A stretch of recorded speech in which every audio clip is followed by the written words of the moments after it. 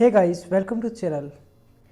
अध्याय 1, क्या, कब, कहाँ और कैसे। क्लास 6। रशीदा का सवाल। रशीदा बैठी अखबार पढ़ रही थी। अचानक उसकी निगाह एक सुर्खी पर पड़ी। 100 साल पहले। वह सोचने लगी कि यह कोई कैसे जान सकता है कि इतने वर्षों पहले क्या हुआ था। कैसे पता लगाए। यह जानने के लिए कि कल क्या हुआ था, तुम रेडियो सुन सकते हो, टेलीविज़न देख सकते हो या फिर अखबार पढ़ सकते हो। साथ ही यह जानने के लिए कि पिछले साल क्या हुआ था, तुम किसी ऐसे व्यक्ति से बात कर सकते हो जिसे उस समय की स्मृति हो। लेकिन बहुत पहले क्या हुआ था, यह कैसे जाना जा सकता है। अतीत के बारे में हम क्या जान सकते हैं। अतीत के बारे में बहुत कुछ जाना जा सकता है, जैसे लोग क्या खाते थे, कैसे कपड़े पहनते थे, किस तरह के घरों में रहते थे। हम आखेटकों, शिकारियों, पशुपालकों, कृषकों, शासकों, व्यापारियों, पुरोहितों, शिल्पकारों, कलाकारों, संगीतकारों या फिर वैज्ञानिकों के जीवन के बारे में जानकारियाँ हासिल कर सकते हैं। यह नहीं, हम यह भी पता कर सकते हैं कि उस समय बच्चे कौन कौन से खेल खेलते थे, कौन सी कहानियाँ सुना करते थे, कौन से नाटक देखा करते थे या फिर कौन कौन से गीत गाते थे। लोग कहाँ रहते थे। मानचित्र 1 पृष्ठ 2 में नर्मदा नदी का पता लगाओ। कई लाख वर्ष पहले से लोग इस नदी के तट पर रह रहे हैं। यहाँ रहने वाले आरंभिक लोगों में से कुछ कुशल संग्राहक थे जो आसपास के जंगलों की विशाल संपदा से परिचित थे। अपने भोजन के लिए वे जड़ों, फलों तथा जंगल के अन्य उत्पादों का यहीं से संग्रह किया करते थे। वे जानवरों को आखेट शिकार भी करते थे। प्रश्न नंबर 2। अब तुम उत्तर पश्चिम की सुलेमान और किरथर पहाड़ियों के बारे में पता लगाओ। इसी क्षेत्र में कुछ ऐसे स्थान हैं जहां लगभग 8000 वर्ष पूर्व स्त्री पुरुषों ने सबसे पहले गेहूं तथा जौ जैसी फसलों को उपजाना आरंभ किया। उन्होंने भेड़, बकरी और गाय, बैल जैसे पशुओं को पालतू बनाना शुरू किया। ये लोग गांवों में रहते थे। उत्तर पूर्व में गारो तथा मध्य भारत में विंध्य पहाड़ियों का पता लगाओ। ये कुछ अन्य ऐसे क्षेत्र थे जहां कृषि का विकास हुआ। जहां सबसे पहले चावल उपजाया गया था, वे स्थान विंध्य के उत्तर में स्थित है। मानचित्र 1 उपमहाद्वीप का प्राकृतिक मानचित्र। गारो पहाड़ियां, ब्रह्मपुत्र नदी, सिंधु, झेलम नदी, चेनाब नदी, रावी नदी, सतलुज नदी, व्यास नदी, यमुना नदी, गंगा नदी, चंबल, विंध्य पहाड़ियां, सतपुड़ा, नर्मदा, ताप्ती। इस प्रकार ये कुछ नदियां जो कि दक्षिण भारत, उत्तर भारत, पश्चिम तथा पूर्व भारत के अंदर विद्यमान है। प्रश्न 3। मानचित्र पर सिंध तथा इनकी सहायक नदियों का पता लगाने का प्रयास करो। सहायक नदियां उन्हें कहते हैं जो एक बड़ी नदी में मिल जाती हैं। लगभग 4700 वर्ष पूर्व इन्हीं नदियों के किनारे कुछ आरंभिक नगर फले फूले। गंगा व इसकी सहायक नदियों के किनारे तथा समुद्र तटवर्ती इलाकों में नगरों का विकास लगभग 2500 वर्ष पूर्व हुआ। मानचित्र 1 दक्षिण एशिया, आधुनिक भारत, पाकिस्तान, बांग्लादेश, नेपाल, भूटान और श्रीलंका और अफगानिस्तान, ईरान, चीन तथा म्यांमार आदि पड़ोसी देशों को दर्शाता है। दक्षिण एशिया एक महाद्वीप से छोटा है, लेकिन विशालता तथा बाकी एशिया से समुद्रों, पहाड़ियों तथा पर्वतों से बटे होने के कारण इसे प्राय उपमहाद्वीप कहा जाता है। गंगा तथा इसकी सहायक नदी सोन का पता लगाओ। गंगा के दक्षिण में इन नदियों के आसपास का क्षेत्र प्राचीन काल में मगध, वर्तमान बिहार में नाम से जाना जाता था। इसके शासक बहुत शक्तिशाली थे और उन्होंने एक विशाल राज्य स्थापित किया था। देश के अन्य हिस्सों में भी ऐसे राज्यों की स्थापना की गई थी। लोगों ने सदैव उपमहाद्वीप के एक हिस्से से दूसरे हिस्से तक यात्रा की। कभी कभी हिमालय जैसे ऊंचे पर्वतों, पहाड़ियों, रेगिस्तानों, नदियों तथा समुद्र के कारण यात्रा जोखिम भरी होती थी। फिर भी ये यात्रा उनके लिए असंभव नहीं थी। अतः कभी लोग काम की तलाश में तो कभी प्राकृतिक आपदाओं के कारण एक स्थान से दूसरे स्थान जाया करते थे। कभी कभी सेनाएं दूसरे क्षेत्रों पर विजय हासिल करने के लिए जाती थी।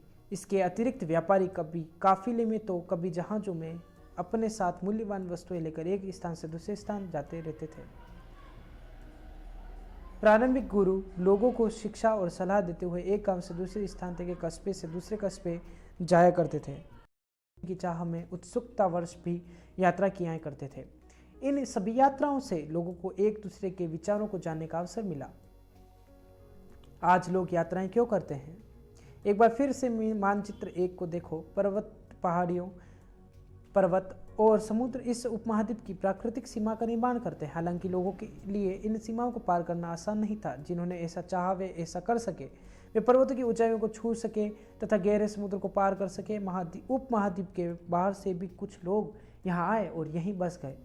लोगों की इस आवागमन ने हमारी सांस्कृतिक परंपराओं को समृद्ध किया। कई सौ वर्षों से लोग पत्थर को तराशने, संगीत रचने और यहाँ तक कि भोजन बनाने के नए तरीकों के बारे में एक दूसरे के विचारों को अपनाते रहे हैं। देश के नाम।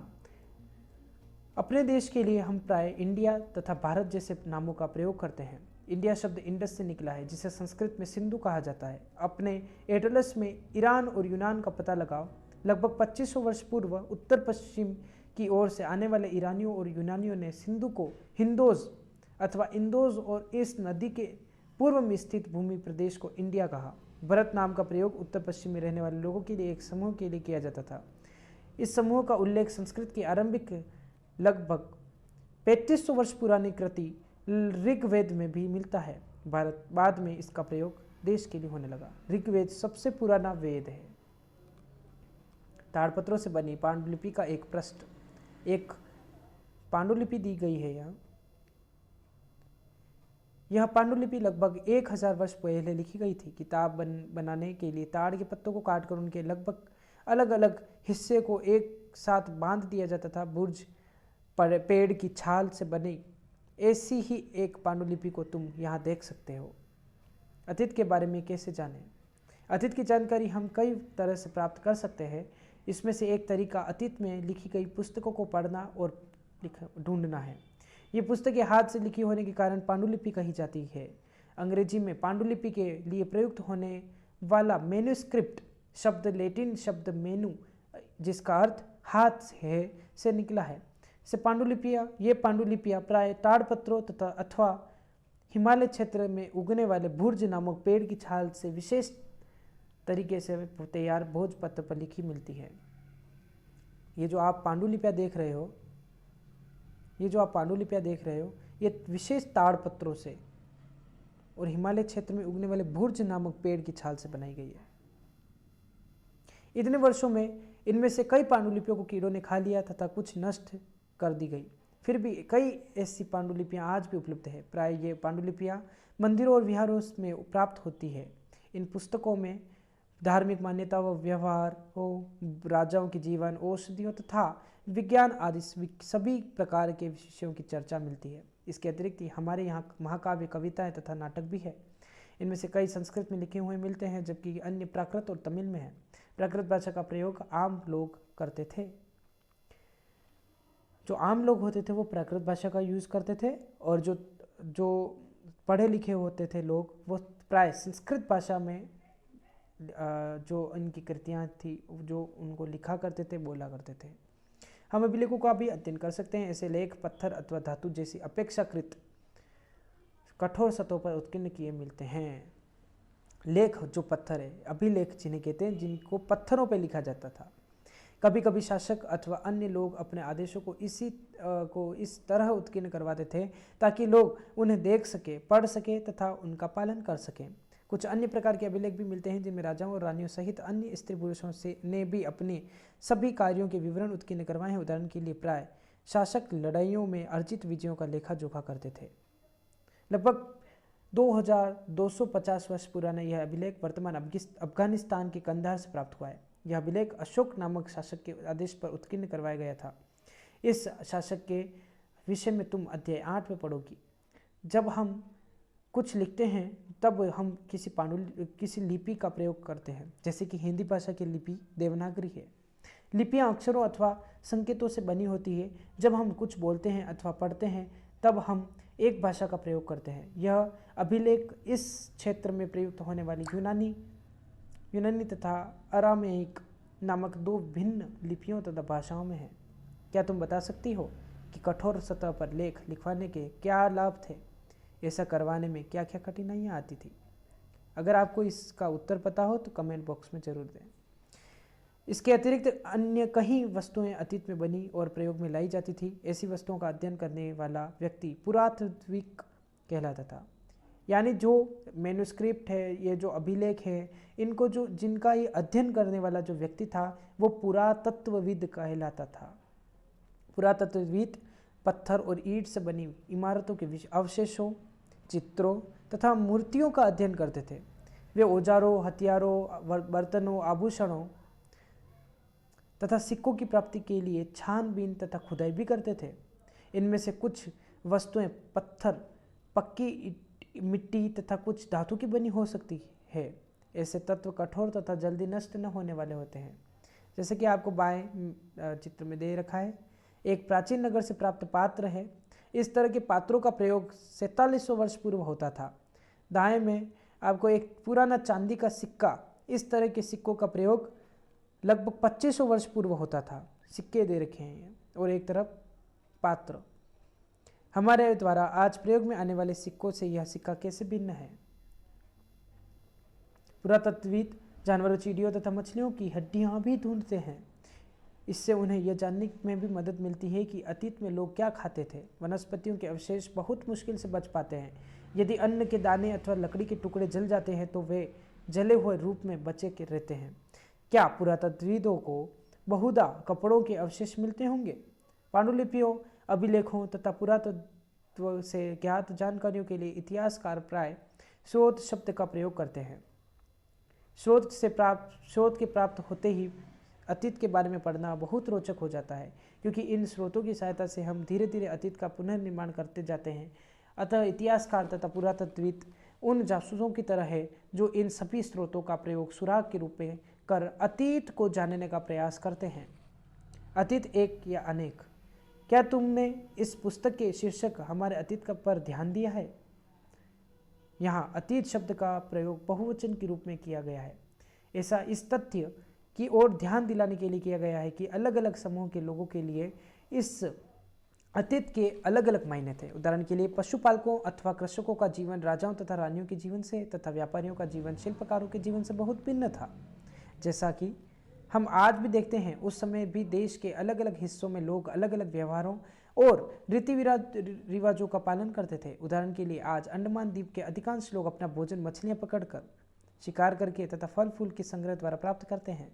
इसके विपरीत शहरों में रहने वाले लोग खाद्य आपूर्ति के लिए अन्य व्यक्तियों पर निर्भर करते हैं। इस तरह के भेद अतीत में भी विद्यमान थे। इसके अतिरिक्त एक अन्य तरह का भेद है, उस समय शासक अपनी विजयों का लेखा जोखा रखते थे।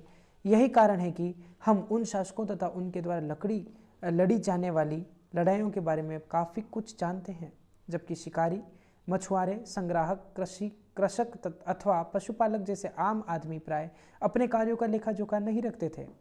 पुरातत्व की सहायता में हमें उनके जीवन को जानने में मदद मिलती है, हालांकि अभी भी इनके बारे में बहुत कुछ जानना शेष है। तिथियों का मतलब, अगर कोई तुमसे तिथि के विषय में पूछता है तो तुम शायद उस दिन की तारीख, माह, वर्ष जैसे कि 2000 या इसी तरह का कोई और वर्ष बताओगे। वर्ष की यह गणना ईसाई धर्म प्रवर्तक ईसा मसीह के जन्म की तिथि से की जाती है। अतः 2000 वर्ष कहने का तात्पर्य ईसा मसीह के जन्म के 2000 वर्ष के बाद से है। ईसा मसीह के जन्म के पूर्व की सभी तिथियां ईसा से पहले के रूप में जानी जाती है। इस पुस्तक में हम 2000 को अपना आरंभिक बिंदु मानते हुए वर्तमान से पूर्व की तिथियों का उल्लेख करेंगे। इतिहास और तिथियां, अंग्रेजी में बीसी, हिंदी में ईसा पूर्व का तात्पर्य बिफोर क्राइस्ट, ईसा पूर्व होता है। कभी कभी तुम तिथियों से पहले एडी, हिंदी में ई लिखा पाती हो। यह एनो डोमिनी नामक 2 लैटिन शब्दों से बना है, जिसका तात्पर्य ईसा मसीह के जन्म के वर्ष से है। कभी कभी एडी की जगह सीई तथा बीसी की जगह बीसीई का प्रयोग होता है। सीई अक्षरों का प्रयोग कॉमन एरा तथा बीसीई का बिफोर कॉमन एरा के लिए होता है। हम इन शब्दों का प्रयोग इसीलिए करते हैं क्योंकि विश्व के अधिकांश देशों में अब इस कैलेंडर का प्रयोग सामान्य हो गया है। भारत में तिथियों के इस रूप का प्रयोग लगभग 200 वर्ष पूर्व आरंभ हुआ था। कभी कभी अंग्रेज के बीपी अक्षरों का प्रयोग होता है जिसका तात्पर्य बिफोर प्रेजेंट, वर्तमान से पहले है। प्रश्न 3 पर 2 तिथियां हैं, उनका पता करो, पता लगाओ इनके बारे में तुम किस अक्षर समूह का प्रयोग करोगी।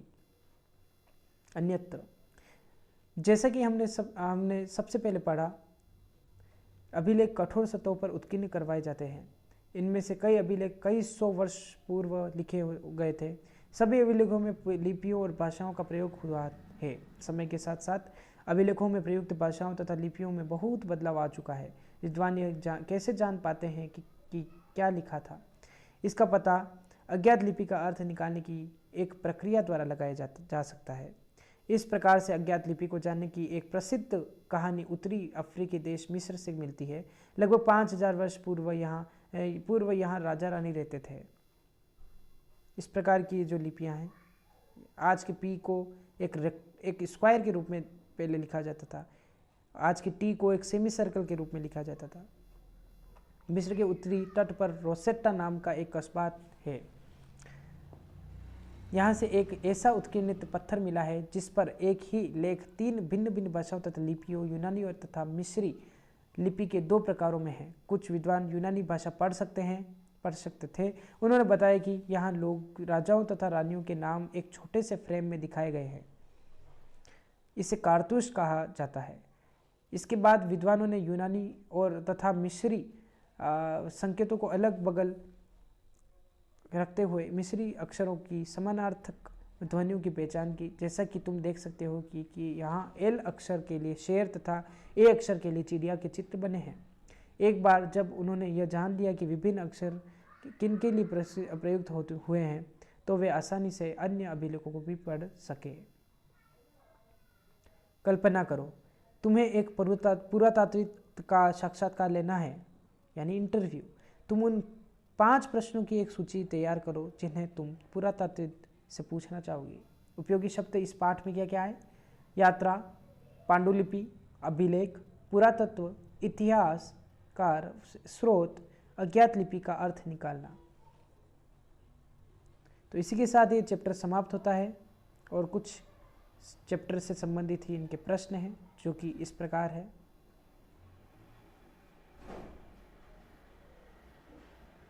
धन्यवाद।